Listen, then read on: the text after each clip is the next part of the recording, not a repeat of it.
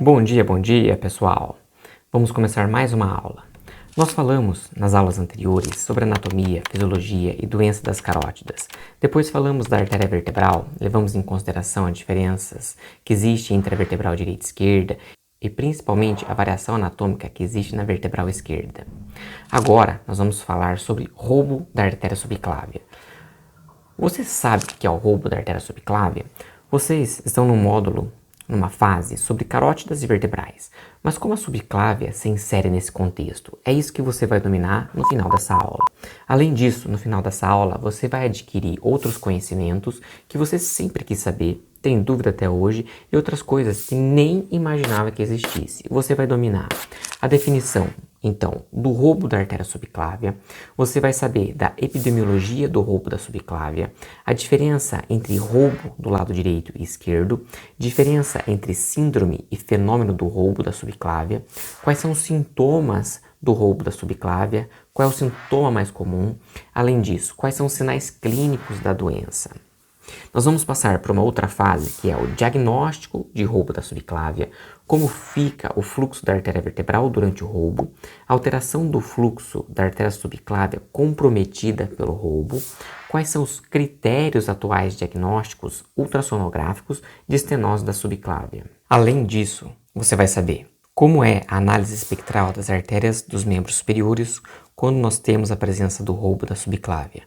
O que vai acontecer com o fluxo da vertebral contralateral ao roubo? Como vai se comportar o fluxo da artéria basilar e qual a relevância clínica dessa situação? Você vai também saber quais são os elementos que vão formar a análise espectral da artéria vertebral normal, a relação desses elementos da onda espectral com o ciclo cardíaco.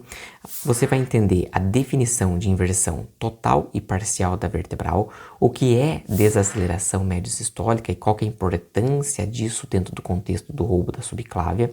Você vai identificar os 6 tipos de ondas que podem existir durante o roubo.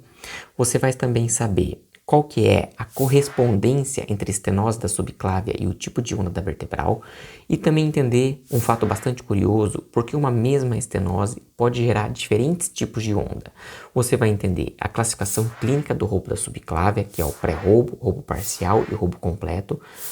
Você vai saber identificar como que é o roubo completo através da ultrassonografia. Você vai conseguir identificar também através da ultrassonografia as características do roubo parcial. Nós vamos nos aprofundar nos detalhes da inversão parcial, os 2 tipos do sinal do coelho. Você vai entender comigo e se aprofundar no fenômeno de Venturi e qual que é a relação com o roubo da subclávia. Você vai entender por que se altera inicialmente a análise espectral da sístole e não da diástole. Você vai entender o princípio de conservação de energia, o que o fluxo turbulento e o frêmito tem a ver com essa situação. Nós vamos entrar num outro assunto, que é um bônus dessa aula, que é o fluxo bidirecional da artéria vertebral. Epidemiologia do fluxo bidirecional é a relação disso com o roubo da subclávia. Nós vamos diferenciar roubo da subclávia do fluxo bidirecional da vertebral. Nós vamos diagnosticar o fluxo diminuído da vertebral.